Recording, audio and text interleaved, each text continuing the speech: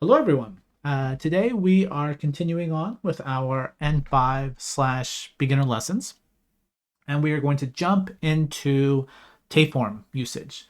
We've hit Tayform over and over and over again. The main one that we've probably talked about before now was using it in combination with iru to show, among other things, the progressive tense, the I am doing something right now. We talked about a few other usages, but that's the main one that we tend to see. Today, we're going to talk about a couple of other usages, just two more, although one of them is a bit on the rarer side. So I think this lesson will help you out. And as you'll see, there's, other ways that we can use it, but they all have some similarity to them in the sense that that te form is always going to be used to connect two verbs. It's the glue that sits in between two verbs. And then the question is, well, how are those two verbs related? So let's talk about that today. The first one we're going to use is one that you've probably been exposed to, but maybe you just haven't thought about too much. And that is, as I noted, the te form is used for connecting two verbs. And so in that sense, it can be used to connect two actions into a sequence. And there's two different ways that we can do that. The one we're going to focus on today is having those two actions have some kind of causal relationship. Now, causal is a word that doesn't come up every day. We don't talk about causal this, causal that. Causal means that there's a cause-effect relationship. Because of this, then this. And often in English, it's more common for us to have specific words that we use. So, because, since, and whatnot. And Japanese does have that sometimes. We have kara, we have node, and whatnot, but they are not required. There can be, and this is the tricky thing, there can be an implicit causal relationship just by having the te form there. But it's not required. So let's take a look at these two sentences so we can see what's going on. And when it's used in this format, it tends to get translated with since, because of, due to, as, because we do need those in English most of the time. So let's look at this first sentence. 病気になって仕事を休みました. So we have the te form right there in the middle, separating our two actions. And do note, we've talked about this before, but the verbs themselves do not need to be next to one another. And this is a bit of a contrast with how we've used the quote-unquote te form in previous usages. So for example,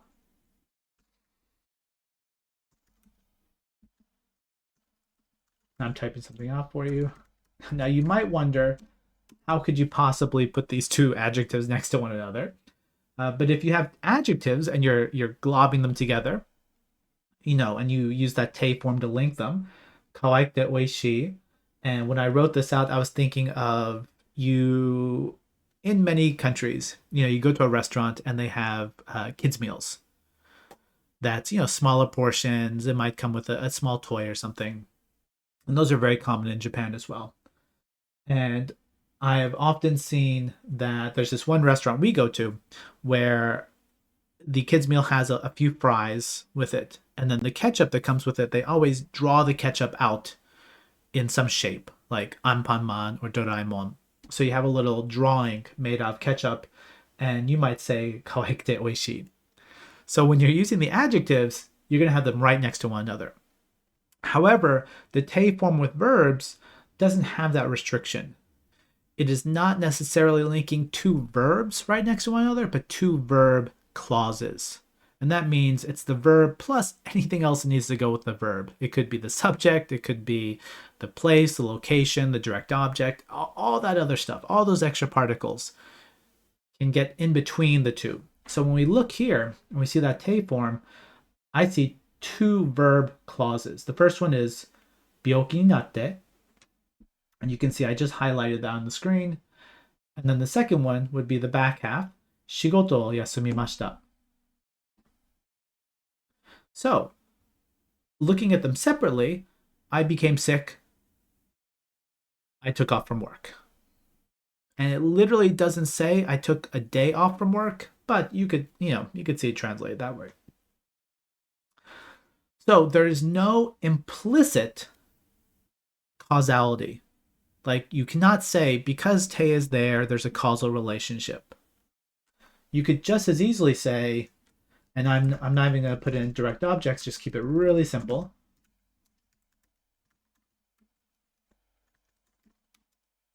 This is a very simple sentence with two verbs. I ate and I drank. Tabete nomimashita.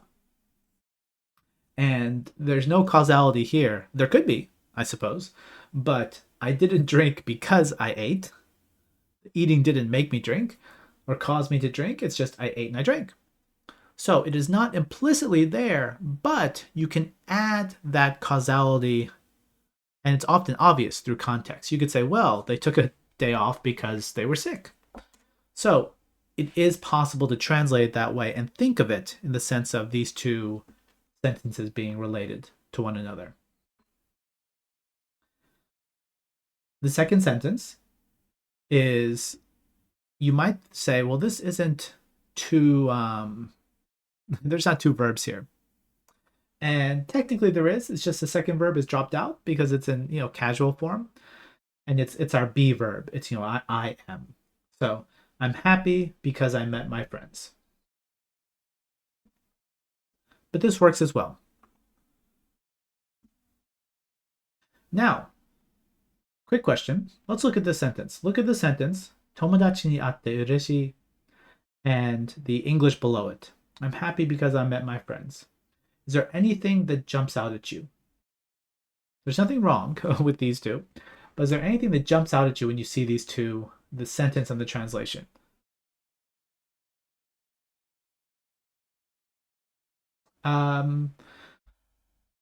Oh, that's a good point. I didn't even think about that. Yeah, it's in past tense. I was actually thinking of something else, but that's a very good point. I mean, it's in past tense in the sense that one action came before the other. So to be happy, you had to have met your friends. So that's true. But there's one other thing.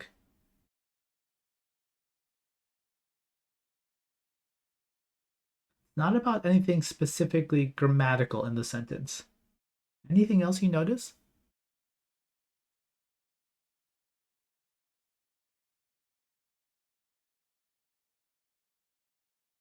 That true. Someone jumped in on voice, but please keep your comments in the text channel just so those get included in the video. Thanks. So the thing that popped out to me is that the order is different. In the English, we have I am happy because I met my friends. Happy because met. In Japanese, it's the other way around. Typically in Japanese, not always, but typically you're going to have a more linear order to what's happening in the sentence. The meeting came first, the happiness, well, not happiness, the being happy came second. And in English, you might be compelled to say, oh, I should switch them around, or rather, the English should match the Japanese. I met my friends, so I'm happy. That's okay. But don't feel like you are restricted to matching the word order, even the clause order, because it just doesn't necessarily give you the most natural translation. And that's just, it drives us crazy as learners, but that's just the way that different languages are. They're not always efficient in the sense of they're not going to translate the way that we might expect them to be translated. However, with few exceptions, the cause is going to come first in Japanese. The cause will come first in Japanese before the result. There are situations where the cause can come after, but it's a much more forced way of saying it, and it's not one we're covering today, and they're usually split up into separate sentences. That's where you really want to throw a lot of emphasis on the cause. But most of the time, when you have a single sentence like this, you're going to see cause come before effect. And in another sense, you're going to see it in a linear sense. A thing happening first and then a thing happening next. Now, before we continue on with the second half, I'd like to practice this. And since this is still a beginner level and I don't want to necessarily say, hey, just start making sentences out of nowhere, let me give you a bit of scaffolding to work with. Now, I really like this second sentence, taking the second half of the sentence and using some kind of feeling or emotion. So let's try that. Please, if you're interested, of course, please make a sentence and tell us something that happened and what that caused you to feel. And it can be present tense, it can be past tense. For example, I could say this. "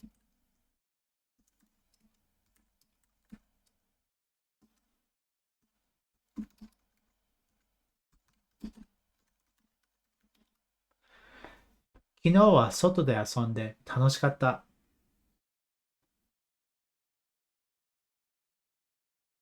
And part of your head might be thinking, is this really cause and effect? And the tanoshi, that's your personal feeling. So you could see it as describing, the playing outside, but I see it, and grammatically you can see it more as the playing outside made you feel this way. So again, you're not required to post. Although if you do, I recommend that you use hiragana, even if you know the kanji, just because we are beginners. If you just have to put that kanji in there, otherwise it's going to drive you crazy, please put the hiragana afterwards, just so those that don't know it can put it in there. But give it a shot. Try it out if you'd like. And I'll give you a couple of minutes to do that.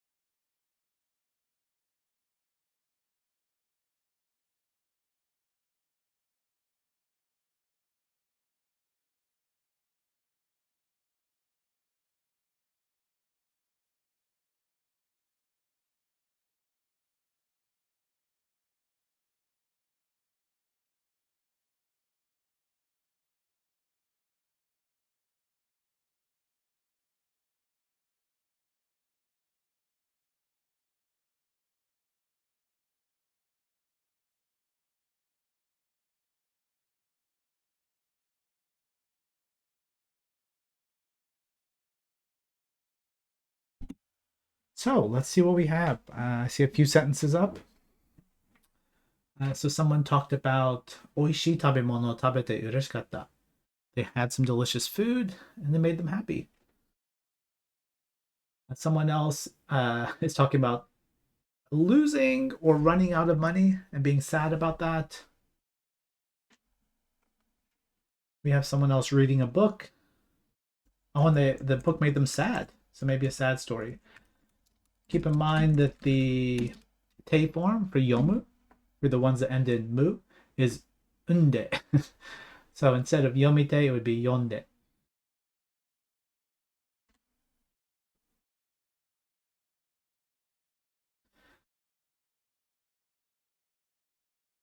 Okay, let's try one more.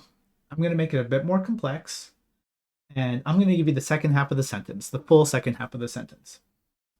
And let's do this. Actually, I'm going to keep it really simple.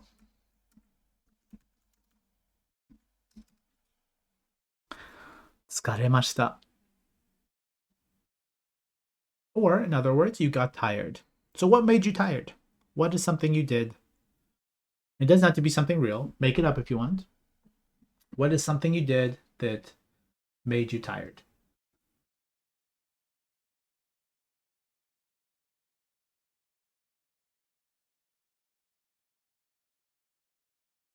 And again, for those that are watching, you're free to watch, but I do encourage you to give it a try. Keep in mind, this is not your typical classroom. And I was a teacher for many years, and so I completely understand students' hesitation to speak out an answer, knowing that if they make a mistake or they say something silly, they're going to hear everyone laughing or turn around and look at them. We have none of that. For all you know, everyone else in this channel is just an AI bot. Possibly. Who knows? But you're free to make mistakes, and although the in-classroom mistakes can be rough sometimes, it feels embarrassing, making mistakes is the best way to learn. It is so helpful. And this is a chance to make a mistake and have a quick, effectively silent correction, because no one's going to look at you. There's not going to be 10 pairs of eyeballs staring at you. So let's see what we have. And people are keeping it simple. You don't need to have time, place, who you're doing something with, tons of stuff. You can have a single verb if that's all you want. So someone, 運動して疲れました. Exercising tends to make people tired. I agree. Someone else was more specific, not just 運動, they were running. 走って疲れました. 勉強して sure. 仕事をして whether you're studying or working, these all make us tired.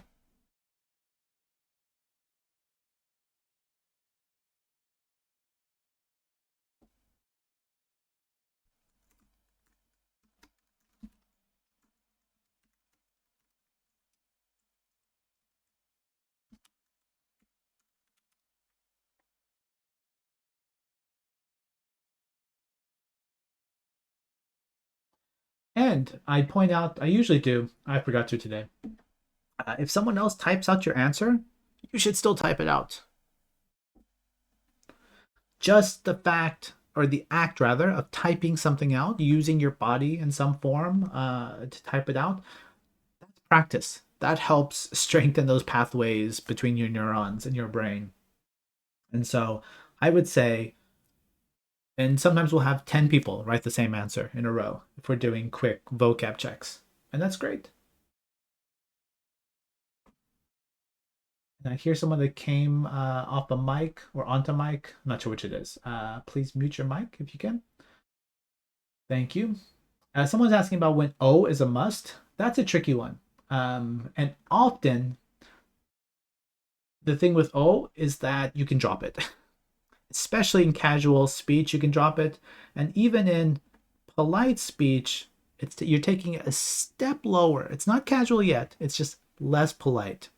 Not in the sense that it's rude, but just it's not as polite as it could be.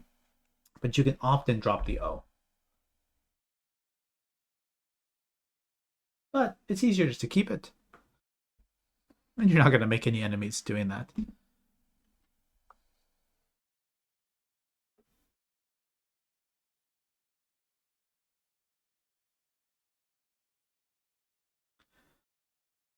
Okay, let's continue on to the second half of our lesson. This is a bit more complex because it has kind of a tricky topic that often brings up questions in Renshu, in classrooms around the world.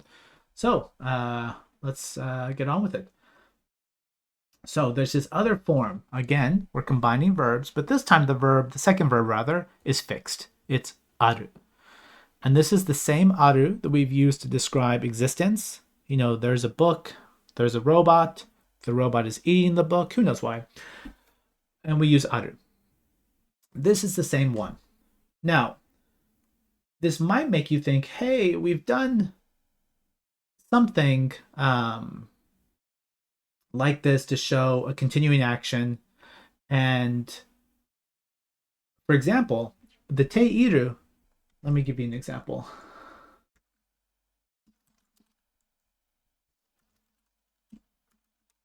I'm trying to type door in Japanese, and it's giving the emoji for it. All right, so here's a simple sentence that we've done before. We're familiar with that. What does it mean? Anyone? Door ga aitemasu.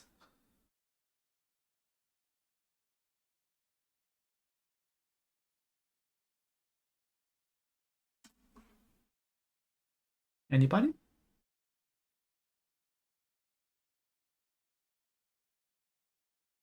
Yeah, the door's open. Real fast, question. Let's flip it around. How would you say I opened the door? How would you change that to say I opened the door? Or I opened the door? Past tense, present tense, doesn't matter.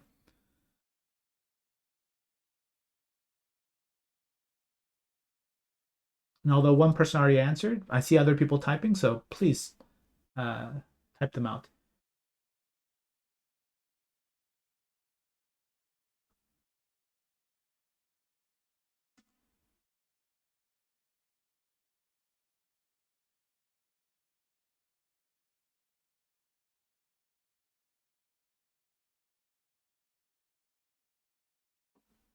Okay, so there's a couple, you can see the two people that wrote them. There's two different answers.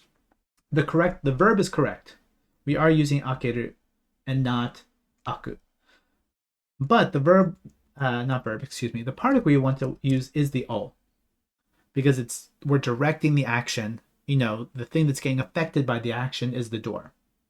So doa o akeru, or the polite form, which you see just below, akemasu. Those both work. But we're using o. So hold that in mind. We've got those two example sentences. Doa ga aitemasu. The door's open. And then either polite form or casual form. We just saw both. Doa o akeru or doa o akemasu. Okay. Now let's look at the te aru, because it feels like it has a bit of overlap with what we're doing. Te aru is used, it shows the result of an action. Now let's stop right there. It shows the result of an action. And you might say, before we go on any further, let's look at this sentence. This is the one we've learned before. Doa ga aitemasu. That's the result of an action, right? The door's open. Well, why is it open? Because someone or something opened it. So this is true in both cases. They're both showing the result of an action, a resulting state after something happened. However, te aru has a couple of differences. One of them is it shows a purposefulness to that action. Usually, and you'll see why in just a second, usually the person or thing that did that action is not in the sentence. They're not important. I mean, they are important, but they're not important in the context of what we're trying to get across. But we are focusing on this thing was done for some purpose. For some purpose that is probably not mentioned in the sentence, but it might be. And there's one more difference that we'll get to in just a second. But when you see te aru, I want you to think, oh, someone did this on purpose. This action was done by someone intentionally.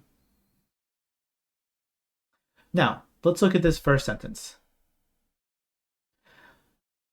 Denki ga tsuite masu. Denki ga tsuite aru. A new one, not imasu.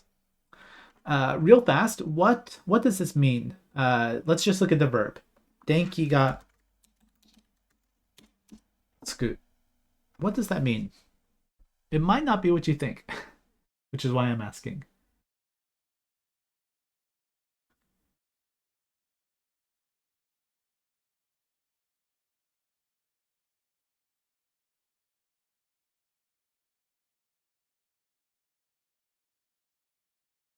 So, denki can mean electricity, but this is the surprising thing, and often doesn't.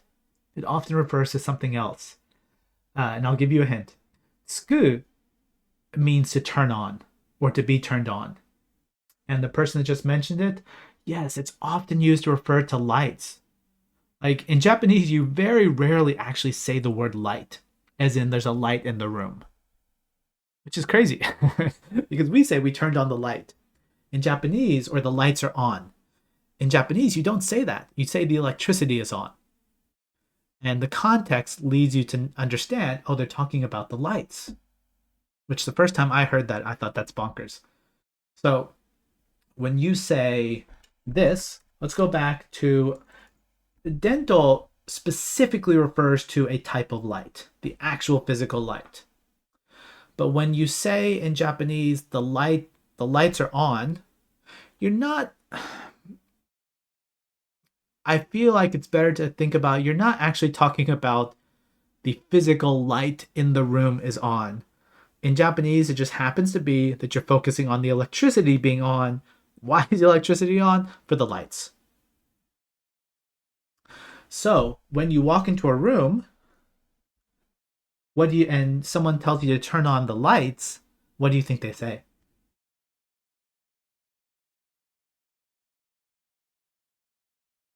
You walk into a room, and so obviously we're using Denki. So what's the command? Let's finish this sentence. Walk into a room. There we go. Denki o tsukete. That's turn on the lights. Or kudasai, of course. What about to turn off the lights? What do you think? How do we say to turn off the lights?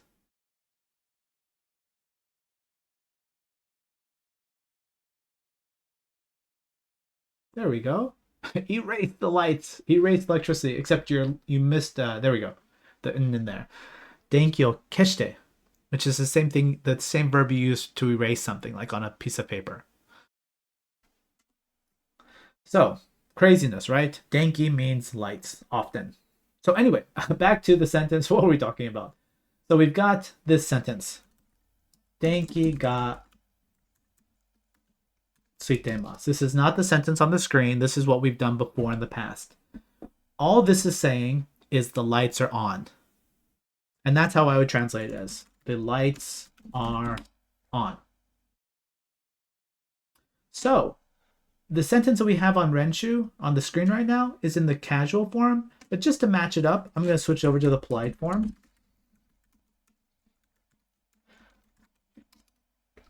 And these are both describing the exact same situation. In terms of what's in front of us, these are describing the exact same thing. However, and this is one of the times where the English makes it very clear what the meaning, the difference in meanings. This one I'd probably translate as, especially to focus on the meaning, the lights have been turned on. And here we happen to be using the passive tense, even though it's not present in the Japanese, or at least not in this sentence. But we're using this to emphasize that this action was done by someone. When you hear that, the lights have been turned on, you think, oh, well, someone turned them on for a reason. There was some need for the lights to be turned on. That's what the te aru gives you. It gives you that, even though it's not mentioned, it doesn't mention who turned them on or why they were turned on, but there's this feeling that, okay, it was done with a purposeful reason behind it. And this is the resulting state of that action. The action was denki o tsukemashita. Someone prior came in and denki o tsukemashita. Now the lights are on, or rather, they have been turned on. So this one, we can see a small change, but sentence structure-wise, something very similar to what we've learned before. The second one, though, is a bit different. So let's look at it first. レシピがカードに書いてあります。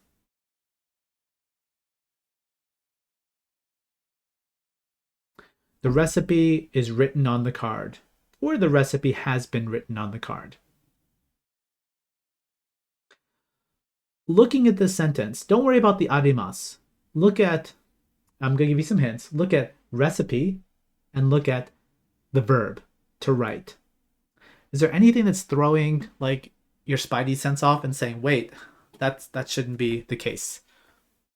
Between the relationship between those two words, recipe and write. Do you see anything that seems a bit different?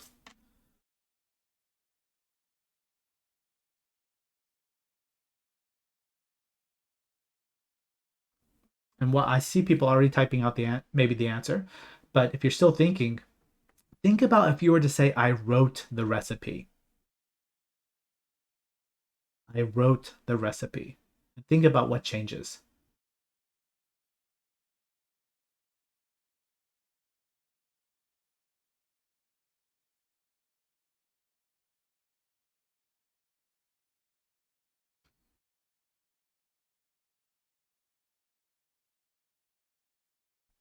I see someone's written an answer. May or may not be the correct answer, but I see a couple other people writing, so let me give them a chance to write it out. Whether you're writing the same thing or something else, doesn't matter.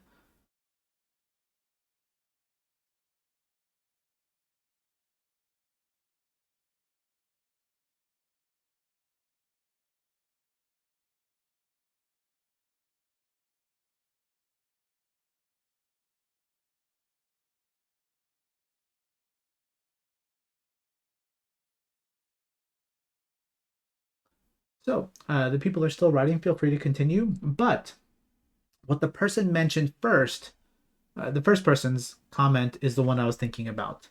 So let's think about if we were talking about the action that took place. So let's say I wrote the recipe. How would we write that? We'd say this. We would write kaado ni, whoops, let's try that again. Recipe o kakimashita. If we were talking about the action taking place, that's what we use. What did you write? You wrote the recipe. So the recipe takes an O. In the same way that earlier we had denki o tsukemashita or denki o keshimashita.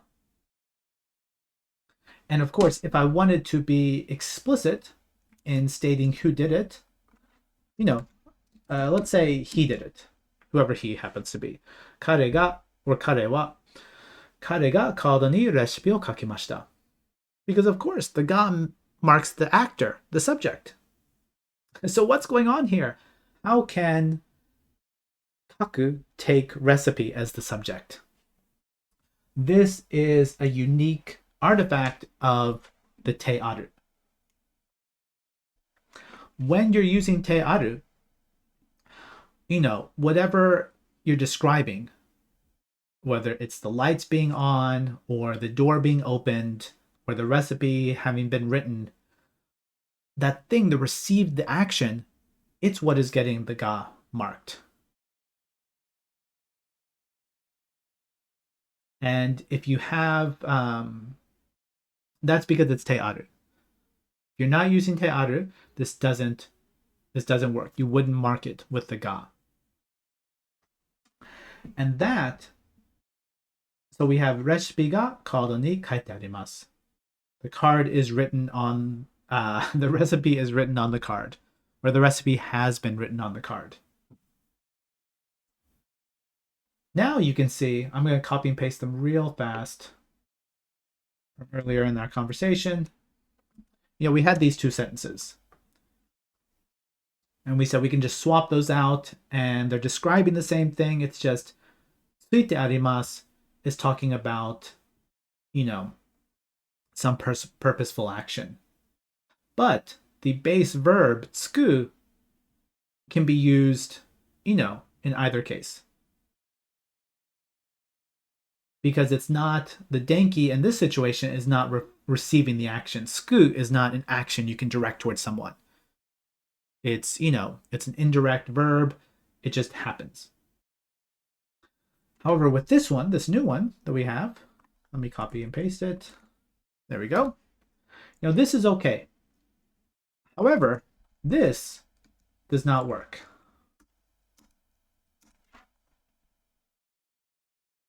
This is weird. レシピがカードに書いてます。If this happens, you're in a bizarro world because the recipe has gained sentience and is writing itself, I guess, onto the card. Or maybe it's writing humans onto the card. It's a reversal thing. I don't know. But this is strange because you can't, kaku is a verb that takes a direct object. That's the o. Recipe o kaku. So typically that's what you're going to see. unless you're using te arimasu. This is what you tend to see a lot of, is some action that takes a direct object, but it was done, and you're now describing that action being finished. Some of you, I presume, have taken or will take the JLPT, the Nihongo no Ryokushiken, at some point. It's a tricky test. I wish you the best. If you have taken it, you might have memories or trauma of the instructions being read to you in the testing room. And usually, well, it might not be for the JLPT, but you could imagine the JLPT, I think it's been a while since I took it. You have assigned seating, don't you? Like you have to sit, you have a number, and you sit where your number is, I believe. If that's not the case, just pretend it is. So the instructions might say something like this. By the way, do you know what this word is? Jukensei?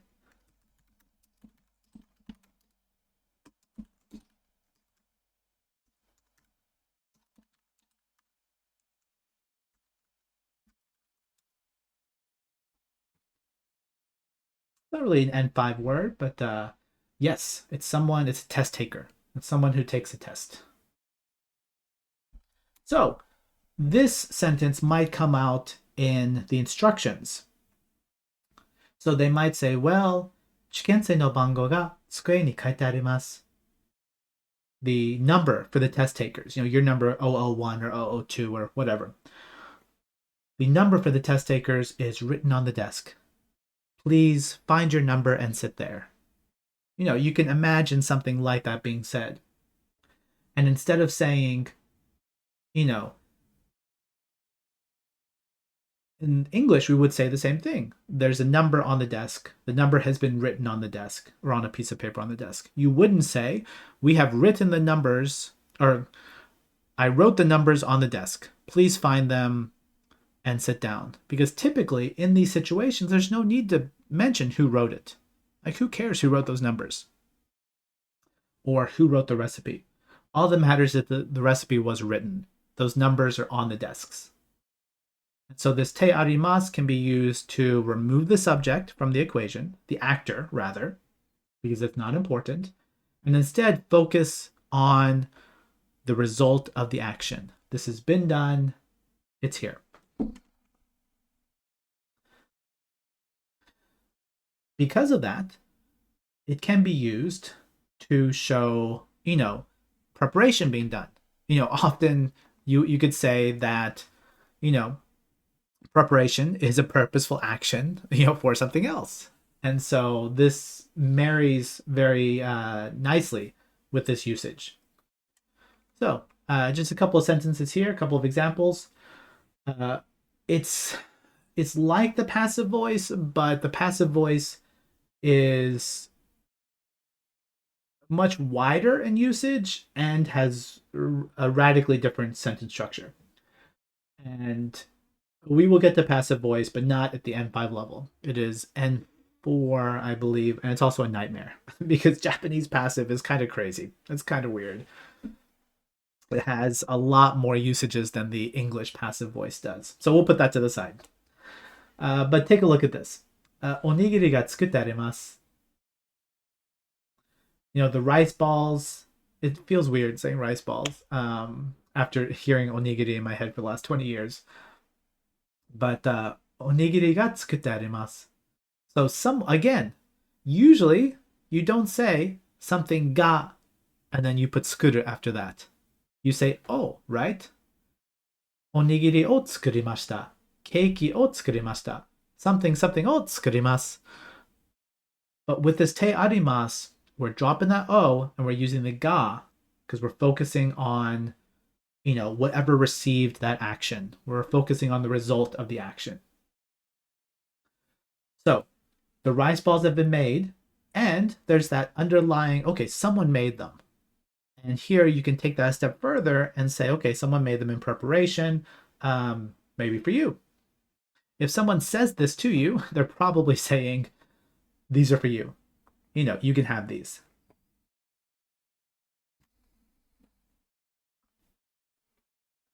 Similarly, if someone said this, kaban no naka, or kaban no naka ni, kaban no naka saifu ga oite aru, or oite arimasu. This is not just saying, hey, your saifu is inside of your bag. Someone says, oh, where's my saifu? I can't find it. It's in your bag. This is saying someone put it in your bag. It's focusing on the purposefulness of that action. And someone put it in there. For example, we might, maybe husband and wife or partners. One partner says to the other, oh, I know, or they don't say this, but they knew that they were going out shopping. And so they took it and they put it in. If it's something that you did in advance, it could be. Sure. I feel like it wouldn't. Let me think about that. It can be used, but the important thing is that it's not important that it was you or someone else. The importance is on the result, not on the doing or even the action itself. It's that the action was done. We're focusing on the after effect of the action. But to go back to that test example, the numbers were written on the desk. Could the person that wrote the numbers say that? Sure. It doesn't have to be someone else. But it could be. The someone here, the reason Renshu mentions someone is because we're focusing on, we don't know who that someone is. Or we know, but it's not worth mentioning. That's a good question. So you will see te aru. But all things considered, it feels like it's, I'm not going to say rarer than not, but you don't see it that often. It's not the most common usage. But it does come up enough to where if you see it, especially when you're used to aru, you're wondering, how can aru possibly be chained onto another verb? I thought aru was just for marking existence or occurrence. But it does have this extra crazy usage. And later on, not in today's lesson, but later on we will talk about another way to focus on preparation, which is, just in case you want to look it up, you want to do some extra work, it's this one, teyoku.